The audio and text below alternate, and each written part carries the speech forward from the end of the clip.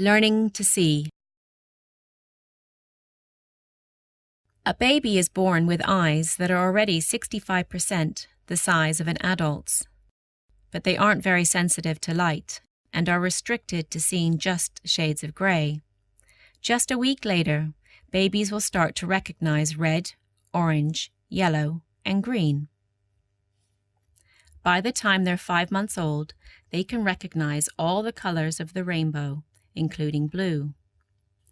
Babies cannot focus on objects and see them clearly until they're around 2 months old.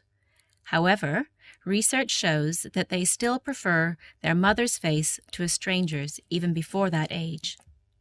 By 6 months old, babies can control their eye muscles more easily, picking up and moving objects, and they perceive depth and texture better.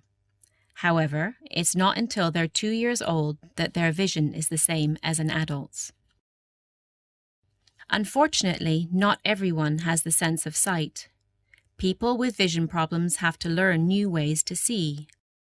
Louis Braille, a blind Frenchman, developed the Braille system for reading and writing in 1825.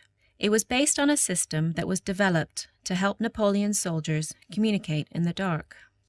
Each Braille cell has 6 dots, some of which are higher than the others. You read the cells by touching the dots. Each cell represents a letter, number, or punctuation mark. Some cells also represent common words or sounds. But while many sighted people think that all blind people read and write in Braille, it's a myth. The truth is that just a very small number do. With the development of new technologies, many blind people use screen reader programs, which turn text on their computer screens to speech they can hear. This gives them access to more written information than they had before. They can now read new information at the same time as everyone else. Getting around can be difficult for blind people who have traditionally relied on a stick to locate objects in front of them and move around them. But some have learned an interesting technique from nature called echolocation.